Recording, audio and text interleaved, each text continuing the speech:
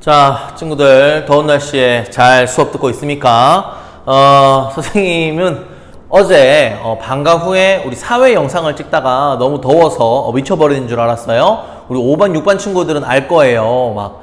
선생님 너무 더워가지고 몇 번씩도 끊어가고 얼음을 먹으면서 했는데, 그래서 어쩔 수 없이 일과 중에 우리 지금 1학년 친구들이 있는 가운데 선생님이 다른 1학년 친구들이 수업하고 있고, 다른 빈 교실에 선생님이 와서 수업을 하고 있습니다. 왜냐하면 학생들이 있어야 에어컨을 틀어주니까 선생님도 좀 에어컨 바람을 맞으면서 좀 수업을 했으면 좋겠다 라는 생각으로 이렇게 왔습니다. 근데 단점이 뭐냐 하면은 선생님이 막 목소리를 크고 막 파이팅 있게 이렇게 하지를 못한다는 게, 왜냐면 1학년 애들이 수업하고 있는데 막 난 1학년 수업도 안 들어가는데 저 선생님 뭐야? 뭐 이럴까 봐 또 이미지 챙겨야 되잖아요. 그리고 또 수업에 방해될 수 있으니까 조금 목소리를 좀 톤 다운 한다는 점 이해 좀 해주시고, 대신에 선생님은 좀 톤 다운을 하지만 여러분들은 업 시켜가지고 끝까지 수업을 열심히 들으셨으면 좋겠습니다. 우리는 지금 1890년대 배우고 있고요. 1894년 가보년에 1차 동학농민운동, 그리고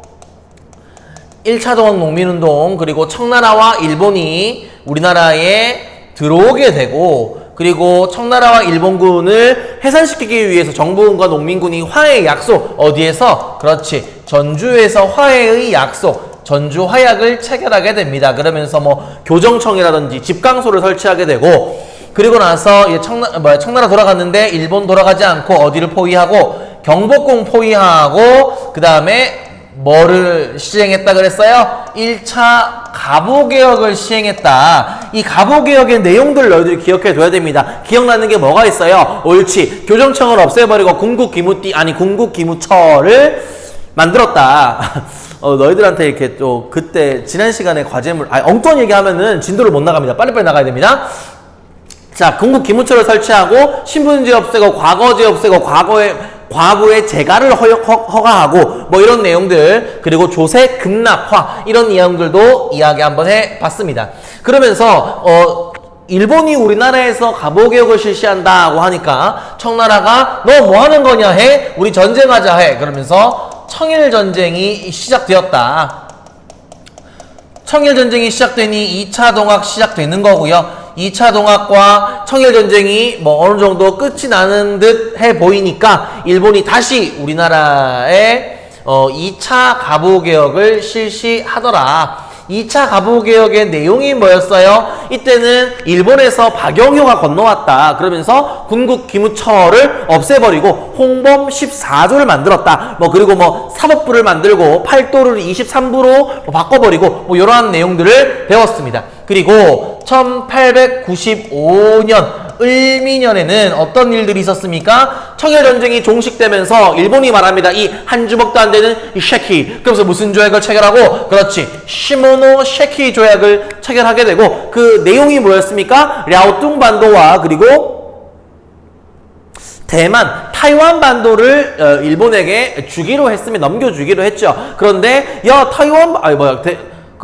랴오뚱 반도를 받는 건 너무한 것 같아 하면서 사슴 한 마리가 와서 돌려줘. 그 사슴 이름이 뭐였습니까? 러도프 삼국 간섭이었죠. 삼국 간섭으로 랴오뚱 반도를 반환하게 됩니다. 선생님 지난번 영상 보니까 랴오뚱 반도 이렇게 적었더라고요. 어이가 없네. 랴오뚱 반도를 반환, 랴오뚱 반도 반환 이렇게 적어야겠죠. 이렇게 되니까 명성황후는 민비는 생각합니다.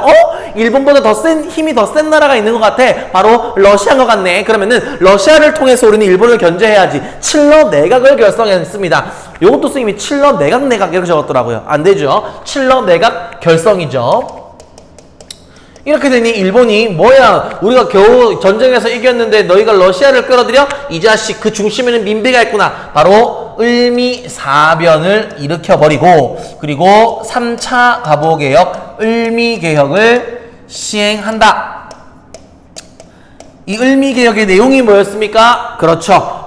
종두법을 실시하고 단발령을 실시하고, 그리고 또 뭐가 있었나요? 갑자기 또 빨리 하려다 보니까 태양령을 사용하고 건양이라는 연호를 사용했다. 이런 내용까지 우리는 지난 시간에 배워봤습니다. 그럼 을미년까지 했으니까 우리 이번 시간 배워야 되는 거는 바로 1996년입니다. 좀 작나요? 크게 적을까요? 1896년.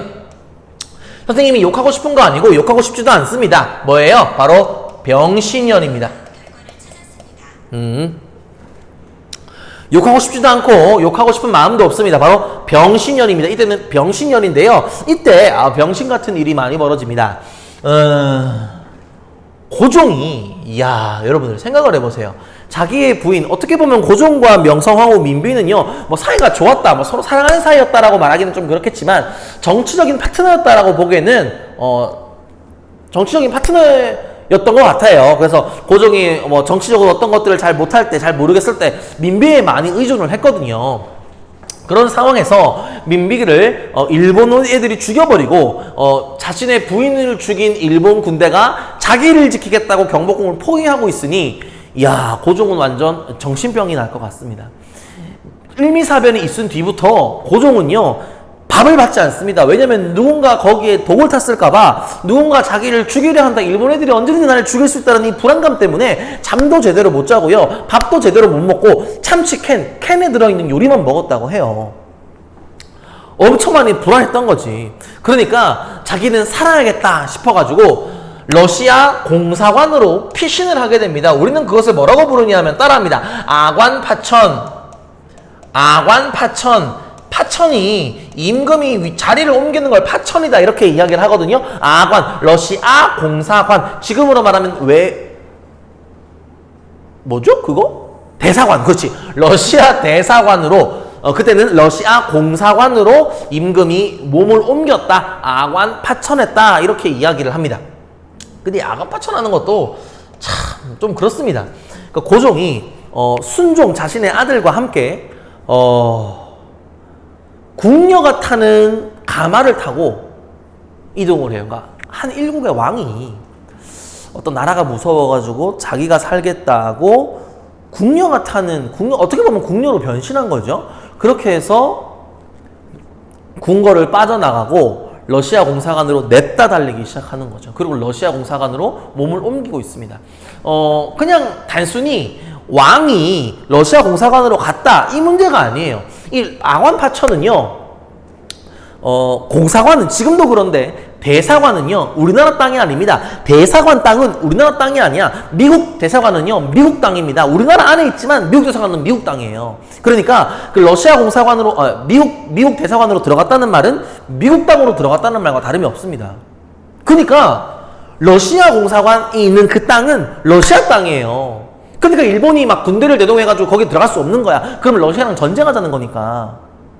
그러니까 다르게 이야기하면 고종이 그 아들과 함께 자기가 살겠다고 러시아로 도망갔다. 뭐 이런 거예요. 나라는 지금 도탄에 빠져 있는데 한 일국의 왕이라는 사람이 자신의 몸을 지키기 위해서 러시아로 냅다 도망간 겁니다. 물론 뭐 그 마음은 이해는 합니다. 하지만 그게 왕이 할 일이냐고, 왕이 할 노릇이냐고, 이건 좀 고민을 해봐야 되죠. 아닙니다. 계속 진도 한번 나가보도록 하죠. 이렇게 아관파천이 되니까 왕이 러시아로 도망가니까 지금 서양의 여러 나라들이 이런 생각을 하게 됩니다. 저기 조선이라는 나라에는 왕이 없대. 얘들아, 국가가 없으면은 국민의 기본권을 지킬 수가 없는 거거든요. 왕이 없으면 국민들을 보호해줄 권력자가 없어진 거야. 그러니까 미국, 러시아, 또 영국, 프랑스 이런 나라들이 우리나라의 이권을 굉장히 많이 가지고 갑니다. 열강들의 이권 침탈. 이게 병신년에서 일어난 병신 같은 일들인 거예요. 이권 침탈이라는 게 좀 구체적으로 어떤 말이냐 하면은 러시아인들이 고종을 보호하고 있으니까 러시아에 대한 경쟁력이 높아졌거든요, 우리나라에. 러시아인들이 산에 막 나무를 다 베어가는 거예요. 그래서 돈 내. 알겠어, 돈 낼게. 엄청 조금 돈 내고 러시아의 우리나라에 나무를 베어갈 수 있는 권리를 가져갑니다. 그리고 일본 같은 경우는요, 우리나라의 철도 부설권을 가져가게 돼요. 그리고 또 뭐 프랑스 같은 경우는 미국 같은 경우는요, 광산 채굴권이라고 해서 우리나라에 있는 지하 자원들을 마음껏 뜯어갈 수 있는 권한을 정말 조금의 돈을 주고 삽니다. 말도 안 되는 거죠. 이렇게 열강들이 이권 침탈이 있던 이 시기에 왕은, 그러니까 임진왜란처럼 생각하면 됩니다. 일본 애들 때문에 지금 우리가 임진왜란 때 얼마나 많은 백성들이 죽었습니까? 다쳤습니까? 그때 왕이었던 선조는 뭐 했냐고. 의주로 도망갔잖아. 이런. 근데 왕은 나라를 버리고 도망갔는데 결국 나라를 지켜던 사람들은 누구였니? 물론 이순신도 있었지만 의병, 승병, 결국에는 백성들이었거든요. 왕이 없는 이런 상황에 우리나라 최초의 시민단체가 만들어집니다. 그 시민단체는 선생님이 조금 이따가 설명할 건데 너무너무 유명한 바로 독립협회입니다. 들어봤나요? 이 독립협회가 시민들의 힘을 모아서 이 열강들의 이권 침탈에 맞서서 열강들이 우리나라의 이권들을 가져가지 못하도록 막는 그런 역할들을 하기도 했습니다. 근데 뭐 시민들이 할 수 있는 힘 많이 없었으니까 왕이 지켜주는 것보다 못했겠지. 이렇게 1년이 지나가 버리는 거야. 병신 같은 년입니다. 아주. 그러면서 다음 해가 되는 거죠. 이때는 정유년입니다. 1년이 지나니까 사실 이 독립협회에서 고종 돌아와라, 고종 환공해라 굉장히 많이 요구를 하거든요. 뭐 독립협회의 시위 때문인지 아니면 러시아 공상을 너무 좁아서인지 아니면은 뭐 여러 가지 생각들이 들어서인지 모르겠지만 고종이 드디어 환공을 합니다. 정유년에. 그리고 환공하자마자 야, 대신들을 모아두고 이런 이야기를 합니다. 얘들아 내가 러시아 공상화에서 많은 생각들을 해봤는데 이제 우리나라 이름을 바꿔야겠어. 이름을 바꾼다고요? 뭘로 바꿀까요? 바로 이거야. 우리나라는 이제 대한제국이야. 제국이라니요? 제국이라니요? 얘들아 우리나라 이름은 뭐니 지금? 대한민국이야.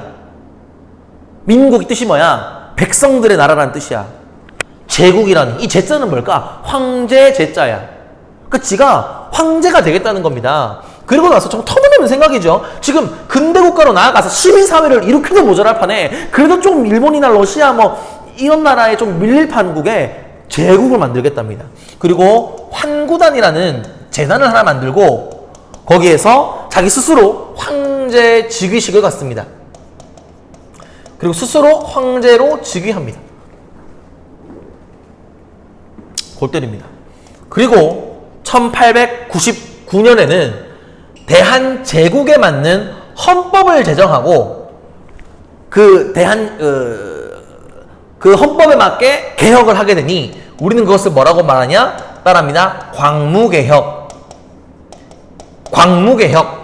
광무개혁이라고 말합니다. 황제로 즉위하고 난 다음에 호를 광무라고 짓습니다. 그래서 자기 스스로를 광무제라고 이야기를 하거든요. 그래서 광무제다 이렇게 이야기를 해요. 그러니까 대한제국 선포는 97년이고요. 광무개혁은 99년이다. 뭐 이런 말입니다. 그럼 광무개혁의 내용을 한번 볼게요. 아까 스님이 이야기했지만 헌법을 정합니다. 대한국 국제라는 헌법을 정해요. 우리나라 헌법 제1조 1항은 뭡니까? 대한민국은 민주공화국이다. 1조 1항. 제1조 2항은요. 대한민국의 주권은 뭐 모든 국민에게 있고 모든 권력은 국민으로부터 나온다. 이게 1조 2항이거든요. 그러니까 헌법에는 그 국가 권력이 어디서부터 나오는지를 정해놨습니다. 그런데 제국이니까 당연히 주권이 어디에 있다? 국권이 어디에 있다라고 이야기하고 있을까요? 그래, 황제에게 있다. 황제권을 굉장히 강화시킨 헌법을 하나 만들어 놓는 거죠. 그래서 정치, 경제, 사회, 문화, 군사 모든 권력이 황제에게 있다라고